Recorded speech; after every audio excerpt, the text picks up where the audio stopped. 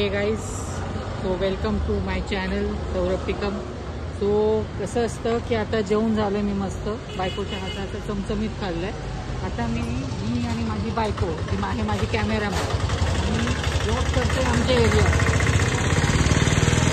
हे आहे Rabodi police station. इथून गेलं तर वृंदावन यायचं, इथे गेलं तर राबोडी येतं.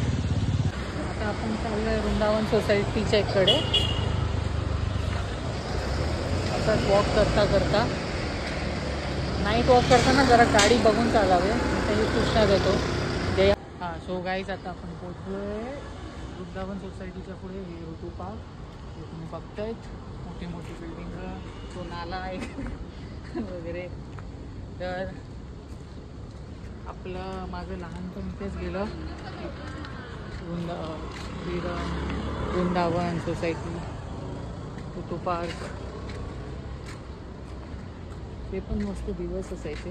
पण चालू आहे असंच चालत चालत ऋतू पार्कच्या आतमध्ये.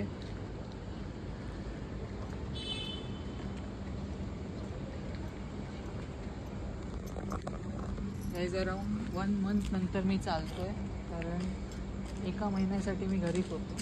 माझा एक ॲक्सिडेंट झालेला मोठा, ज्याच्यात मी माझ्या ऑफिस पिकनिकला गेलेलो. तिथे मी स्लिप झालो आणि म्हणजे क्रिकेट खेळताना स्लिप झालो. म्हणजे स्वतःला जरा जास्तच अतिशहाणपणा करून विराट कोहली समजून 2 रन घ्यायला गेलो, स्लिप झालो आणि ढोपरावर लय मोठा पडलो. आणि त्याच्यानंतर तो जो ढोपर माझा सुजला. एकच म्हणणं आहे की ट्रिपला जा, सांभाळून जा, माझ्यासारखी गोड चूक करू नका.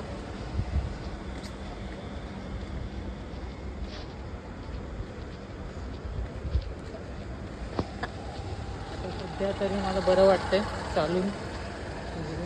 माझी फिजिओथेरपी चालू आहे.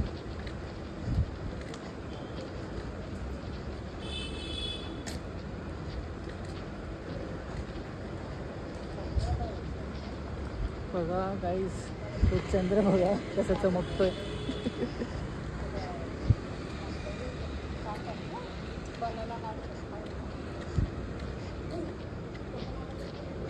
गाईज इथून असं लेफ्ट आलं गेलो तर येणार एक राबोडी दुसरं पोलीस स्टेशन.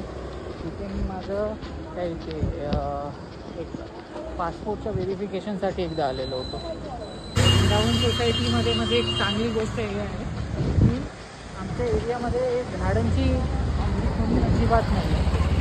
म्हणजे आजकाल तुम्हाला माहिती आहे प्रदूषण किती वाढलं आहे, तर आपल्याला झाड जगवावे पण लागणार आणि त्यांना अजून त्याची संख्या पण वाढावी लागणार जर आपल्याला ग्लोबल वॉर्मिंगपासून वाचायचं आहे.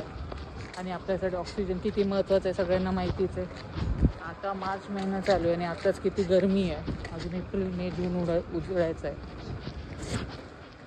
उजाडायचं आहे. तर तेव्हा काय, ही माझी बायको म्हणजे सॉरी गाईज, माझी थोडीशी इंग्लिश मिडियमचं असल्यामुळे थोडी मराठी ठीक नाही म्हणजे सगळं मराठी.